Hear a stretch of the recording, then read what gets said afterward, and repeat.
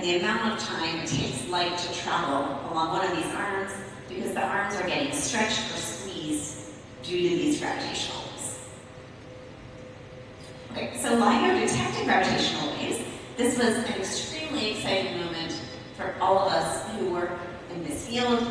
This happened back in 2015. LIGO detected these gravitational waves from the collision of two black holes. And these plots here show what LIGO saw. So there's two detectors, one in Louisiana, one in Washington, both in the United States. And this is the gravitational wave signature. And so this shows the frequency, or it's how fast these black holes are orbiting each other. And this shows the frequency of the gravitational wave with time. This blue thing here and this orange thing here. So what you're seeing is the black holes are getting closer and closer together, and here's the moment where they collide. And we're going to listen now to the collision of two black holes. And these frequencies here, if you look at these frequencies, they're actually audible frequencies. Like, we haven't changed the frequencies to be audible. These are actually audible frequencies. So let's listen to what it sounds like when two black holes collide. So that is called a chirp signal. And this is the signal that LIGO detected. Okay, so this was super exciting. This resulted in a Nobel Prize for members of the LIGO team. These black holes were about 10 times the mass of the sun. So 10 times more massive. They weighed about 10 times more than our sun weighed. And it was very poetic. This happened roughly 100 years, almost exactly after Einstein's prediction. His paper was in 1915 and this was in 2015. So that's pretty cool.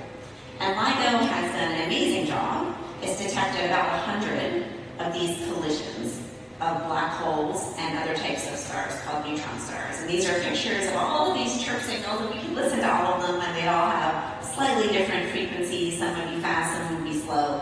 But it's detected about 100 of these collisions, and there's been a ton we've learned from them. Okay. And just one little analogy I want to make. You might wonder, why is this interesting? Why do we care about gravitational waves? It's like, oh no, I ruined the analogy. Hold on, let me turn the sound off. Okay.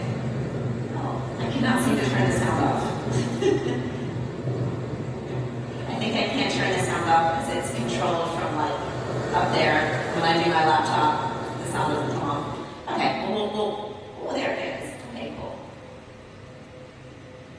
So the analogy, I'm going to explain the analogy because I can't turn the sound off. So what I like doing is showing the beach picture with no sound at first, right? And you get a good idea. You can see the waves, you can hear the birds, and that's what astronomy was like before gravitational waves. And then imagine one day, suddenly you can hear, and you also hear the waves crashing and all this other stuff, and you get a whole new picture of that ocean, right, with a whole new sense. So gravitational waves are basically like a whole other sense that we didn't have before to study the universe, because we can hear things in addition to just seeing them. We can learn a whole lot more. Okay, so you might wonder, why am I standing here? Gravitational waves have already been detected. Why am I trying to do it in a different way using this pulsar detector? Well, the reason is we want to detect much, much bigger black holes. We want to detect the most monster black holes in the universe, way bigger than the black holes that LIGO detected. So our galaxy, the Milky Way galaxy, has a black hole at its core that weighs about 4 million times as much as the sun. Okay? How many of you knew that we had a massive black hole? See? So we have a very massive black hole at the center of our galaxy. All the stars in the galaxy are orbiting this really big black hole. And some galaxies have even more massive black holes. There are galaxies out there that have black holes that weigh as much as 1 billion suns. And we would like to detect them. This is an artist's impression of all these galaxies, and many galaxies will have 2 black holes at their core if 2 galaxies have come together and merged, right? And so we want to understand how galaxies come together and merge with other galaxies, how many galaxies are out there, how many of them have 2 black holes. So we can learn a lot about our universe if we can detect these extremely massive black holes at the cores of these distant galaxies. And that's the point of our project. Okay, so how do we do this? How do we detect these supermassive monster black holes? Well, we need a much larger detector. These LIGO detectors have arms that are about 4 kilometers long. We need arms that are thousands of light years long. We can't build that on Earth, obviously. We can't even build it in space. That's way farther than the distance from here to the moon or here to the sun. So we're going to use natural clocks called pulsars. And we're going to use these pulsars, these stars, that are already in space to construct a galactic scale gravitational wave detector. And so we use an array of these cosmic clocks distributed throughout the Milky Way. And we have arms just like LIGO has arms, but instead of using lasers, we're going to time the arrival of pulses from these pulsars. So let's step back a little bit and talk about what these pulsars are before we talk about the gravitational wave experiment. Okay, so normal stars, like the sun, support themselves against the collapse of gravity through a process called nuclear fusion. So does anyone ever wonder, like, how the sun is so massive, how does it not just collapse in on itself, right? And the reason it doesn't is that it's producing energy. So even though there's a lot of gravity in the sun is producing energy. It's converting hydrogen into helium. That produces energy, and that keeps the sun from collapsing. We call this nuclear fusion. Okay. Eventually, though, the sun is going to run out of hydrogen. It's not going to have any more hydrogen. It's going to convert all of the hydrogen in its core into helium. It'll start burning heavy stuff. It'll convert helium into carbon. Maybe it'll convert a little bit of carbon into oxygen. And then it's going to run out. It's not going to be able to support itself anymore. The sun is going to become something called a white dwarf star. But imagine we have a more massive star. Stars that weigh about 10 times as much as the sun. They're going to continue down this cycle, and they're going to convert oxygen into neon, and neon into neon into oxygen, oxygen into silicon. They're going to keep building heavier and heavier and heavier things until their core is iron. Did you know a star could end up at the end of its life with an iron core? So very, very dense, a metallic core. And this happens for very massive stars. They build up these extremely dense cores. Once we get to iron, we can't make it into anything bigger, and then the energy is cut off. What's going to happen when that energy source is cut off? Gravity is going to win, and the star is going to collapse. And we call this a supernova explosion. So this is a little video showing a star that has reached the end of its life. It has an iron core. It cannot support itself against gravity anymore. What's going to happen is that core is going to collapse inward on itself. The outer layers of the star are going to fall down. They're going to bounce off the core and fly up into space and form a beautiful remnant like this. This is a supernova remnant. So this is basically like the guts of the star that's been flung off into space. These are really beautiful things. This is a picture of a supernova remnant called the Crab Nebula. And this is from an explosion that happened in 1054 AD. And we know that because people saw this. This was such a bright explosion that people noticed a new star in the sky. You could see it even during the day. It was so bright.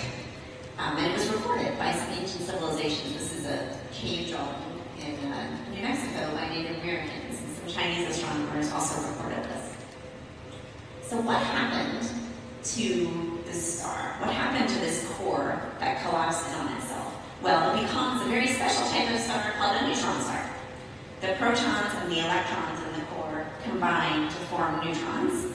And some of these neutron stars are pulsars. And so this is a little cartoon image. This is the core.